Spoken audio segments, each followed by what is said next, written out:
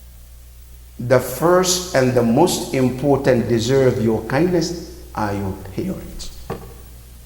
Quran says, my parents are alive, they're not alive, they still have the best right for you to spend on them.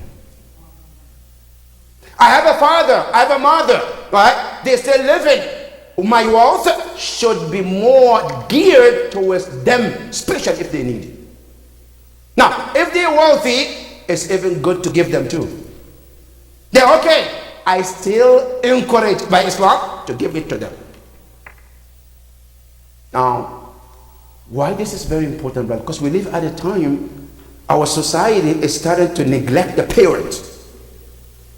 The value of parents is missing in our society today. Now, many of us, we have a reason. My father didn't take good care of me. When I was growing up, he was not there for me. Now listen, brothers and sisters. Yes, he was not there. That was wrong, yes. But guess what? Too wrong doesn't make it right. He was wrong not being there as a father. But you neglecting him today is wrong too. Now, what you're supposed to do as a child is to take good care of him today. Whatever wrong he did is between him and Allah subhanahu wa ta'ala. But you should do your part as a child. Ya Rasulullah, what if my father is not a Muslim? Allah said, it doesn't matter. What if my father was alcoholic? Allah said, I don't care about that. That's between me. You have to be kind to them. Be nice to your parents as much as you can. Ya Rasulullah, they are not alive anymore. Still, they have your responsibility. Their responsibility is on your shoulders still. Because many of the time, when our parents pass away, we think, okay, now I'm done. Now I can relax, I'm good. No, you're not good. You know why? Al-Rasul sallallahu alayhi wa alihi wa sallam.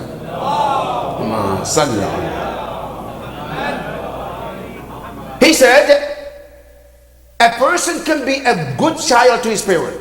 Good child. Obedient. Good to his parent. Until the parents pass away. After the parent pass away, he forgot them, doesn't make dua for them, doesn't give sadaqah for them, doesn't do anything.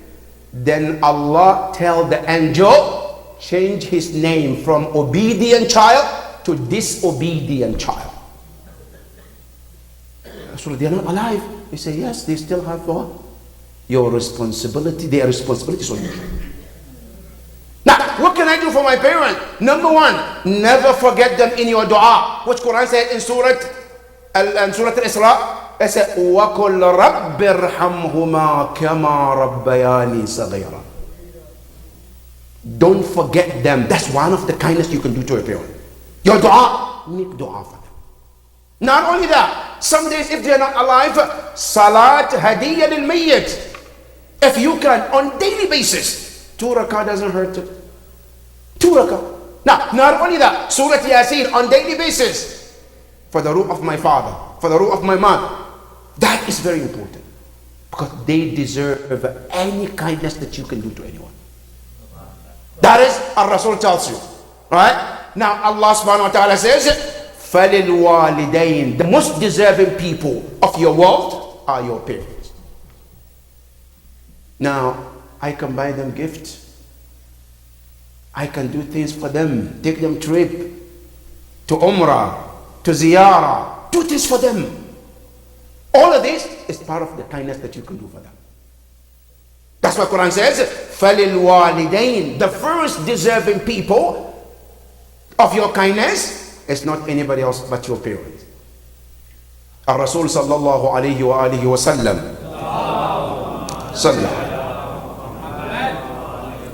He said the night of Isra and Mi'raj, when Jibreel took him to Sirat al-Muntaha, Rasulullah said, I look at the arsh of Allah, the throne of Allah, and I saw some writings on the throne. The first one, Ana Allahu la ilaha illa ana. Yes, I'm the Lord, no Lord but me. Wa anna Muhammadan Rasulullah. And Muhammad is the messenger of Allah. Allahumma salli ala. And then he says, وَأَنَا رَاضٍ أَمَّنْ رَضِيَ أَنْهُ أَبَوَاهُ. I am pleased with anybody his parents or her parents are pleased with him. وَسَخِطٌ, and displeased with anyone whose parents are displeased with them. Allah wrote this on the throne where Rasulullah saw in Isra and Mi'raj. That is the importance of parents. These are the ones who deserve our kindness. That's number one. Number two, who else after parent? Allah said, وَالْأَقْرَبِينَ, the closest people to you. Now, al-akrabun are two kinds.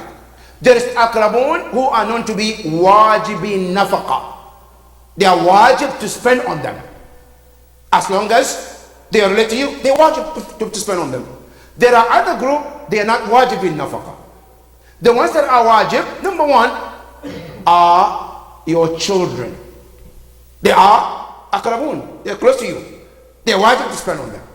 Now, al-akrabun that also are wajib to spend on them are the parents too. Good. Now, then there is akrabun who are not wajibin nafaqa.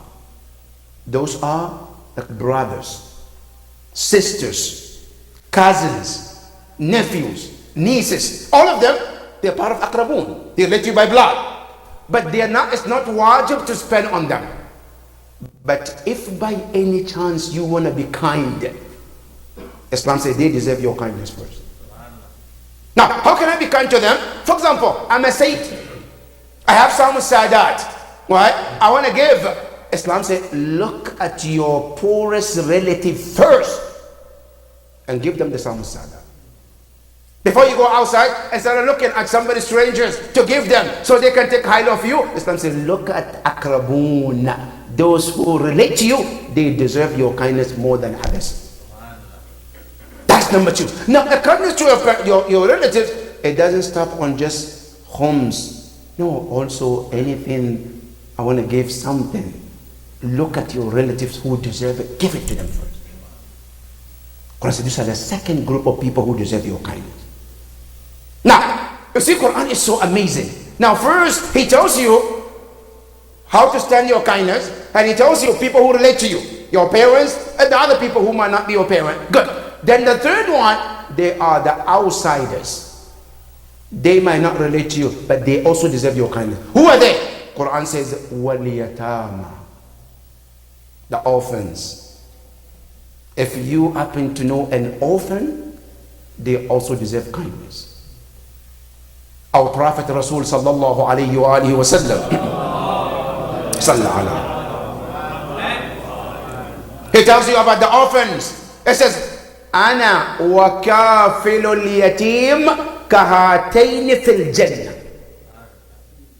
Anybody who sponsor or take care of orphans, the Prophet said, he or she and me, Rasulullah, we are like this next to each other in Jannah. That's how important taking care of orphans is. And today, we live at a time where there are many orphans around us. And sometimes it doesn't even cost much to take care of them. Allah subhanahu wa ta'ala said, let me tell you. If you want to know who are the people who don't believe in Yawm al-Qiyamah, Allah said, أَرَأَيْتَ الَّذِي يُكَذِّبُ بِالدِّينِ فَذَلِكَ الَّذِي يَدُعُّ الْيَتِيمِ. Another ayah, Allah told Rasulullah, فَأَمَّا الْيَتِيمَ فَلَا تَقْهَرْ. Don't be harsh to the orphans. Be kind to them. Why, Ya Rasulullah? Quran, why should we be kind to them? Because Quran tells you, you may also die and leave your children orphans. Wouldn't you like others to take care of them? Yes, I would. Take care of the others. So in case, if Allah decides to take you alive while your children are still young, so somebody will step in to take care of them. That's why yatama is very important. And yatim doesn't have to be Muslim. If I find Christian child who is yatim, I can step in, take care of them. Any person that is yatim is required by Quran that says it deserves your wealth to spend on them. That's number 3. Number 4, Quran says, wal masakin, and the needy people, and miskin, destitute. I live in the community, and that's one of the things that we fall in short today. Many of us, we live in the community, but we don't know the poorest people in the community. Because you know what? Because we always hang around with people we work with who make the same figure like we do, so we're always on the same page, right? Now, poorest people in the neighborhood, I don't know them. But it doesn't mean there's no poor people. Of course there are. But if you look and search for them, you will find them. Many companions of the Prophet, they know that. One of them, Abu Dharr al-Ghafari. Abu Dharr al-Ghafari, when he was living after Rasulullah, he used to know all the, what we call, and the poorest neighborhood. And when he goes and work and earns, he doesn't take his wealth home. He goes buy food and sit with those poor people and eat with them. That's what the akhlaq of the companions of the Prophet. Taking care of miskin, destitute, people who can not take care of themselves for any reasons. Quran says they also deserve your kindness as well. That's number 3. And number 4. Number 5, Quran says, وَابْنِ السَّبِيلِ. Traveler who had been stranded.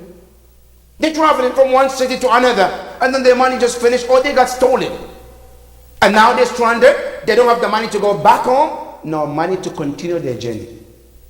Yeah, Islam, I have money. Can I help him? Islam says, absolutely yes. And do you know how this is important? Even Quran, in Surah At-Tawbah, Allah says, even zakat money can be given to that person. Yeah, Quran, what if it's not a Muslim? Quran says, it doesn't matter. Even if they're not Muslim, zakat money can be given to them. The 8 categories that Quran mentioned about those who deserve zakat, one of them, Ibn Sabil. And then Allah said something very important at the end. And He says, وَمَا تُنْفِقُوا مِنْ خَيْرٍ. Whatever you spend of good, Allah said, let us be known to you. فَإِنَّ اللَّهَ بِهِ عَلِيمٌ. Allah said, I know it.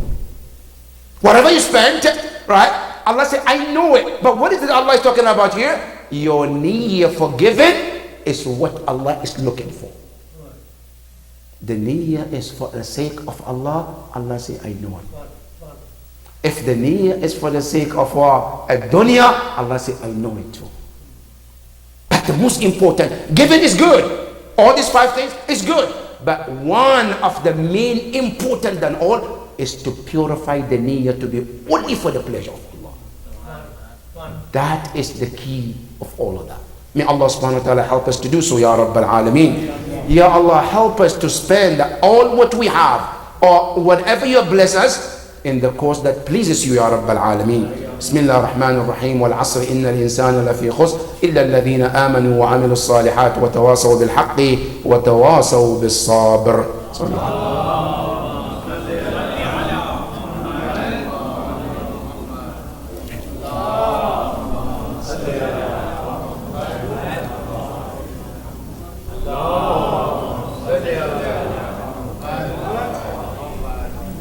بسم الله الرحمن الرحيم الحمد لله رب العالمين ثم الصلاة والسلام على محمد وآل محمد اللهم صل على محمد وآل محمد اللهم صل وسلم على حبيبك ونبيك محمد وعلى علي أمير المؤمنين وعلى فاطمة الزهراء سيدة نساء العالمين وعلى الحسن والحسين سيدي شباب أهل الجنة أجمعين وعلى علي بن الحسين زين العابدين ومحمد بن علي باكر علم النبيين وجعفر بن محمد الصادق وموسى بن جعفر الكاظم وعلي بن موسى الرضا ومحمد بن علي الجواد وعلي بن محمد الهادي والحسن بن علي العسكري والحجة بن الحسن المهدي أجل الله تعالى فرجه وسهل الله مخرجه ورحمة الله وبركاته.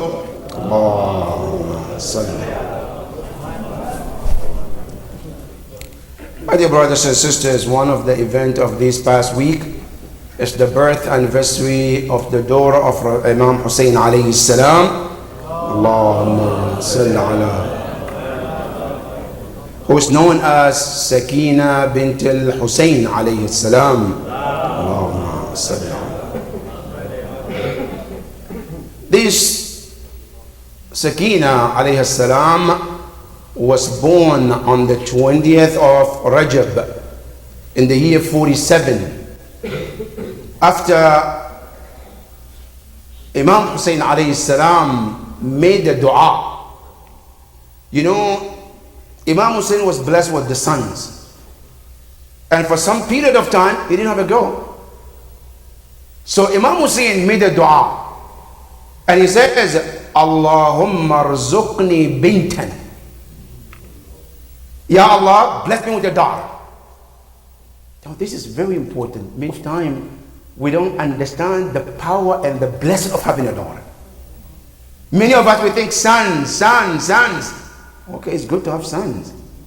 But one important thing is to ask Allah for a blessed child. That's the point, brothers and sisters. Because imagine if Allah bless you with a son, right? But it turns out like Pharaoh, it's my son. Do you like that son? Or Allah give you a son, but he turns like Yazid. You like that son? You want to proud with that son?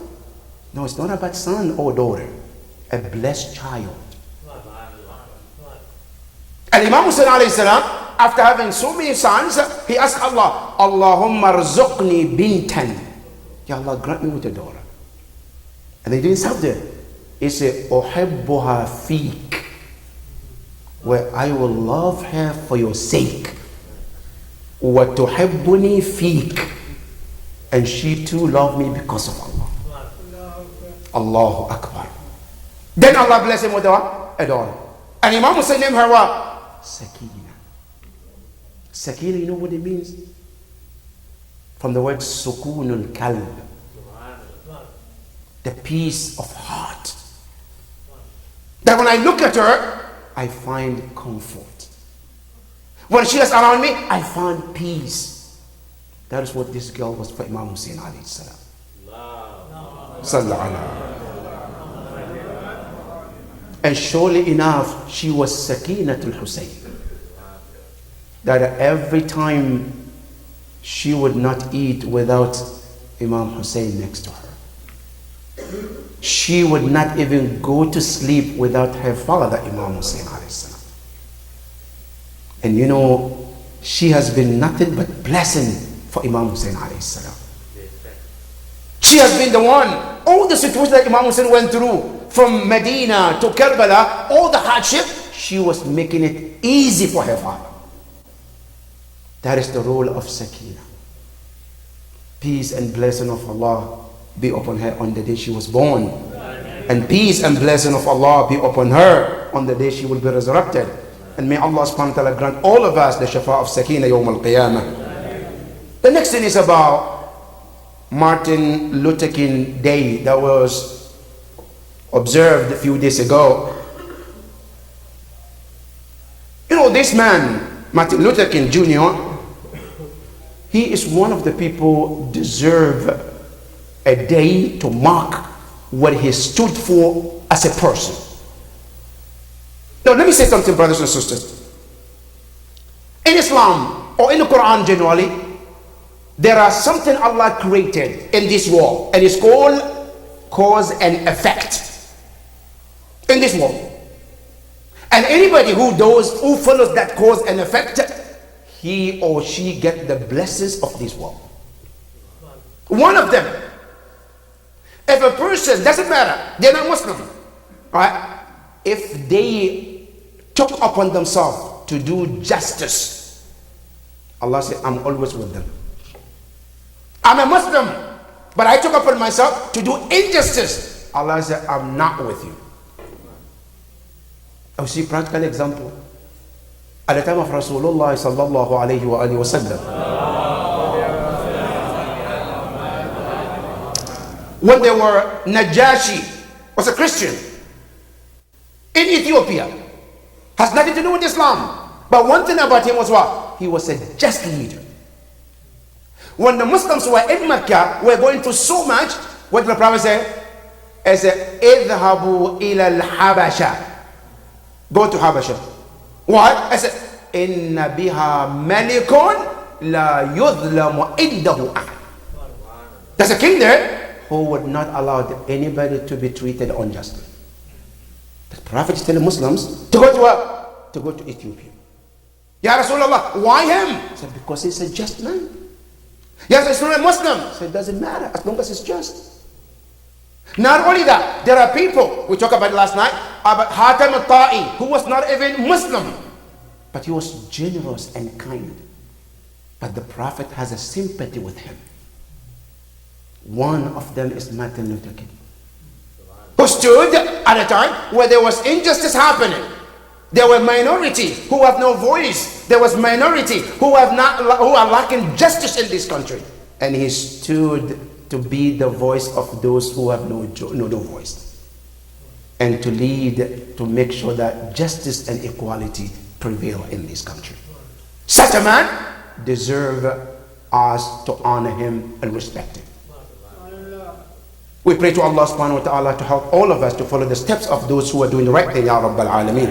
Ya Allah, show us the right thing and help us to do the right thing, Ya Rabbal Alameen.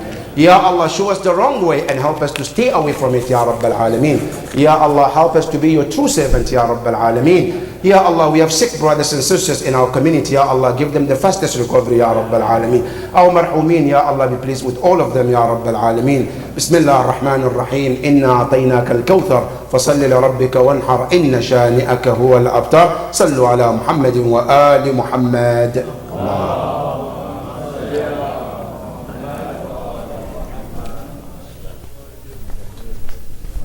الله أكبر الله أكبر. أشهد أن لا إله إلا الله.